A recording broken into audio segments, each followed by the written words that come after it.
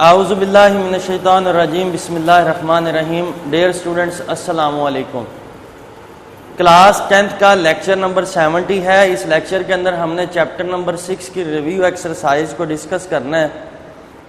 बेटा एक बात याद रखनी है, इस चैप्टर के अंदर जितनी भी डेफिनेशंस हमने डिस्कस की हैं वो तमाम डेफिनेशन इस चैप्टर की रिव्यू एक्सरसाइज के अंदर एमसीक्यूज के अंदर उसने डिस्कस की हुई हैं। और अगर आप देखेंगे तो रिव्यू एक्सरसाइज के अंदर क्वेश्चन नंबर 2 जो कि शॉर्ट क्वेश्चन का डेफिनेशन है, उस क्वेश्चन के अंदर भी यही तमाम डेफिनेशन उसने as a short question discuss की हुई हैं। तो आज के इस लेक्चर के अंदर हम चैप्टर नंबर 6 की रिव्यू एक्सरसाइज का क्वेश्चन नंबर 1 जो कि एमसीक्यूज का है, उस क्वेश्चन को यहाँ पर डिस्कस करते हैं। सबसे पहला एमसीक्यूज है, a grouped frequency table is called. बेटा जो ग्रुप फ्रीक्वेंसी टेबल होता है उसको हम क्या कहते हैं? फ्रीक्वेंसी डिस्ट्रीब्यूशन होता है। ये हमने बात चैप्टर नंबर 6 के पहले लेक्चर के अंदर ये बात डिस्कस की थी कि फ्रीक्वेंसी डिस्ट्रीब्यूशन क्या होता है?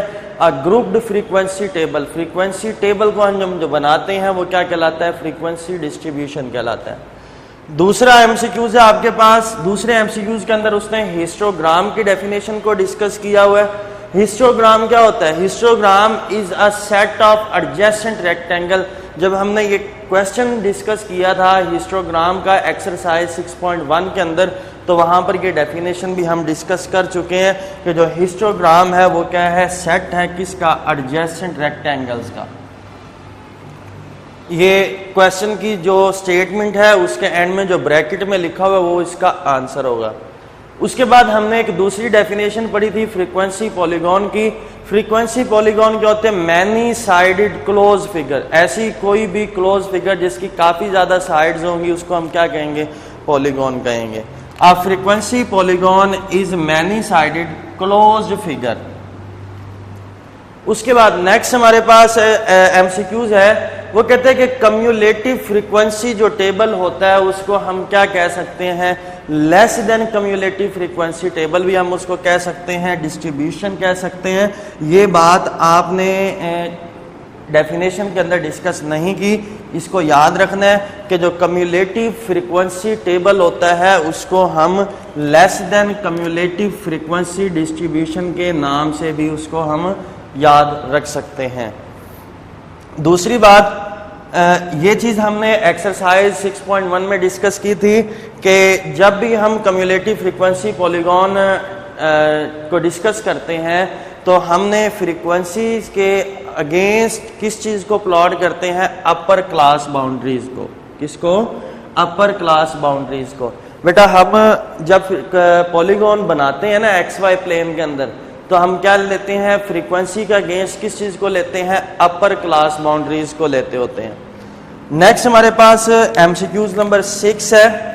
इस एमसीक्यूज के अंदर उसने अरिथमेटिक मीन की डेफिनेशन को डिस्कस किया हुआ है कि अरिथमेटिक मीन एक ऐसी वैल्यू होती है जो कब ऑब्टेन होती है?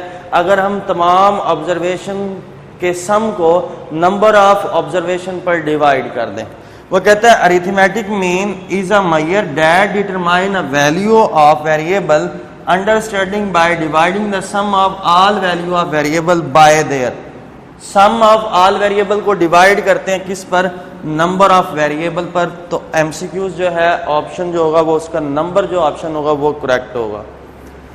नेक्स्ट हमारे पास एमसीक्यूज है, वो कहता है a deviation is defined as. Deviation की डेफिनेशन क्या है? किसकी बेटा? डेविएशन की डेफिनेशन क्या है? A deviation is defined as difference of any value of variable from a constant. From a constant. जैसे कि देखें हमने वेरिएंस या स्टैंडर्ड डेविएशन की डेफिनेशन को जब डिस्कस किया था तो उसमें ये लफ्ज यूज हुआ था डेविएशन का। किसका लफ्ज यूज हुआ था? डेविएशन का। तो बेटा जो डेविएशन है वो एक्चुअली क्या है? किसी भी वेरिएबल का डिफरेंस किससे? किसी भी कांस्टेंट वैल्यू से। हम ये कहते थे ना वेरिएंस या स्टैंडर्ड डेविएशन की डेफिनेशन में x माइनस एक्स बार, इसका स्केयर आ जाता, हम कहते थे स्केयर डेविएशन। अब ये x क्या है? वेरिएबल है। x बार अरिथमेटिक मीन कोई भी कांस्टेंट होता है, तो वेरिएबल का किसी भी कांस्टेंट से जो डिफरेंस होता है वो क्या होता है? डेविएशन होता है। वो क्या होता है बेटा? डेविएशन होता है। नेक्स्ट हमारे पास एमसीक्यूज है कि अगर कोई भी डाटा जो फ्रीक्वेंसी डिस्ट्रीब्यूशन की फॉर्म में गिवन होता है वो ग्रुप डाटा होता है, और ऐसा कोई भी डाटा जो फ्रीक्वेंसी डिस्ट्रीब्यूशन की फॉर्म में गिवन नहीं होता वो अनग्रुप डाटा होता है। अ data in the form of frequency distribution is called group data. उसके बाद नेक्स्ट हमारे पास जो एमसीक्यूज आ रहे हैं ना बेटा, ये 3 कंसेक्टिव एमसीक्यूज हैं, और ये चीज हमने आज डिस्कस करनी है। ये हम प्रीवियस लेक्चर्स के अंदर चैप्टर नंबर 6 के अंदर ये चीज डिस्कस नहीं की, क्योंकि ये उसने टॉपिक में तो रिलेटेड था, लेकिन ये शॉर्ट क्वेश्चन भी एक्सरसाइज के अंदर है कि अरिथमेटिक मीन की कोई भी 2 प्रॉपर्टीज लिखें।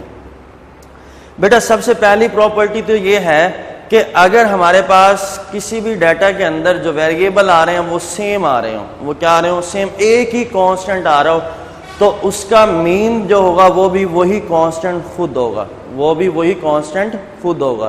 तो पहली प्रॉपर्टी है कि mean of a variable with similar observation से कांस्टेंट इज के इटसेल्फ। मतलब मैं ये कहता हूं कि अगर आपके पास कोई भी डाटा है, उसके अंदर जितनी भी वेरिएबल आ रही हैं, ऑब्जर्वेशन आ रही हैं, वो फॉर एग्जांपल मैं कहता हूं कि जितनी भी ऑब्जर्वेशन है वो 5 है, वो क्या है बेटा 5 है, तो उसका जो मीन आएगा वो भी कितना ही आएगा, 5 ही आएगा। तो यहां पर उसने जनरल स्टेटमेंट दे दी है कि जो ऑब्जर्वेशन है वो एक कांस्टेंट के है, वो कांस्टेंट क्या है, के है, तो उसका मीन भी क्या होगा, के ही होगा। तो ये एमसीक्यूज हो गया। इससे नेक्स्ट एमसीक्यूज भी मीन की एक प्रॉपर्टी है, वो क्या कहते हैं कि अगर हमारे पास कोई भी डाटा है, अब अगर मैं उस वेरिएबल के अंदर किसी एक नंबर को तमाम वेरिएबल्स के अंदर ऐड कर देता हूं, तो उसका जो मीन होगा ना वो भी उस नंबर, मतलब अगर फॉर एग्जांपल मैं ये कहता हूं कि हमारे पास एक कोई भी डाटा है, कोई भी वेरिएबल है, मैं उन तमाम वेरिएबल्स के अंदर एक नंबर के को ऐड कर देता हूं या नंबर के को सब्ट्रैक्ट कर देता हूं, ये एडिशन और सब्ट्रैक्शन दोनों की बात मैं कर रहा हूं कि मेरे पास कोई भी एक डाटा है, वेरिएबल्स हैं, अगर उन वेरिएबल्स का जो मीन आता है वो फॉर एग्जांपल 4 आ जाता है, वो क्या आ जाता है, 4 आ जाता है। अगर मैं एक नंबर के को उन तमाम वेरिएबल्स में ऐड कर दूं या उन तमाम वेरिएबल से सब्ट्रैक्ट कर दूं, तो उसका जो मीन होगा वो क्या बन जाएगा, 4k बन जाएगा, k टाइम्स हो जाएगा। जो चीज हम ऐड कर रहे होंगे या सब्ट्रैक्ट करेंगे वो उतने ही टाइम्स उसका मीन इंक्रीज हो जाएगा। क्लियर होगी जी बात। तो नेक्स्ट एमसीक्यूज है, mean is affected by change in origin. बेटा ये बात मैंने जो एडिशन और सब्ट्रैक्शन की बात की है ना, ये ओरिजिन के लिए बात होती है। ये किसके लिए होती है बात, ओरिजिन के लिए।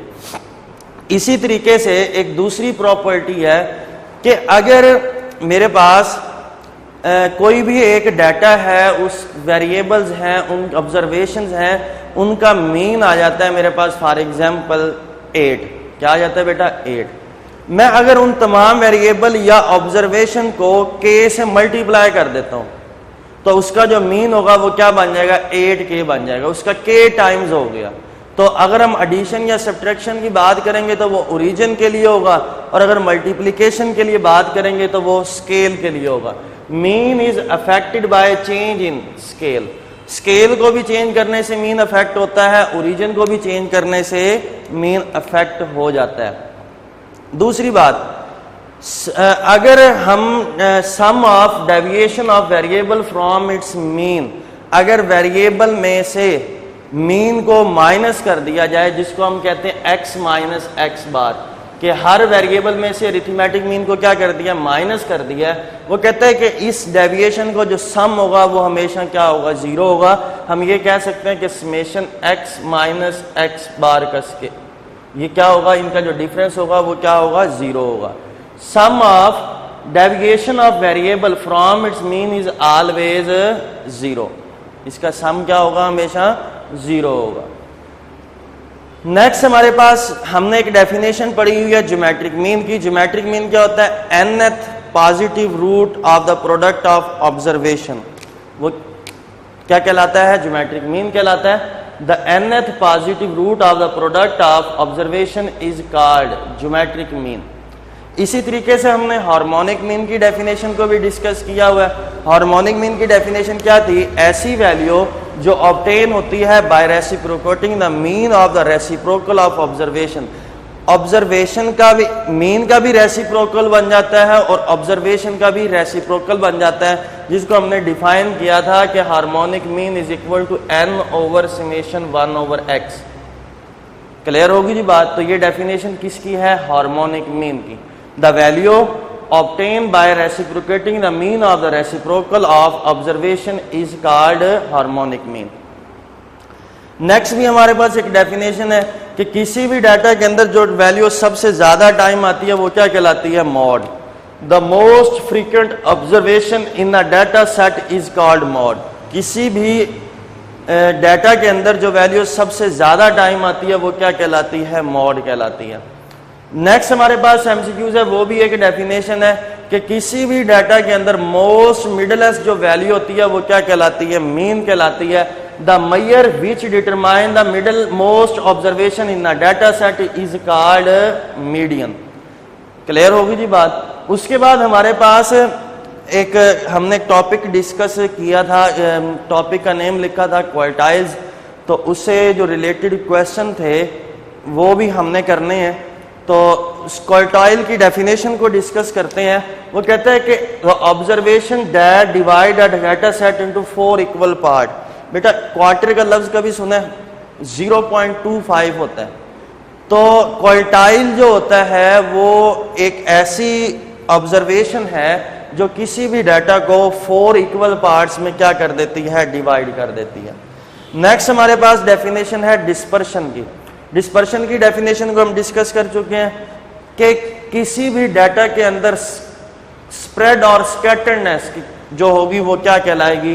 डिस्पर्शन कहलाएगी। द स्प्रेड और scatteredness of observation in a data set is called dispersion. किसी भी डाटा सेट के अंदर ऑब्जर्वेशन की जो स्कैटर्डनेस होगी वो क्या कहलाएगी? डिस्पर्शन कहलाएगी। नेक्स्ट एमसीक्यूज है हमारे पास measure of dispersion. The measure that are used to measure the degree और extent of variation is called measure of dispersion.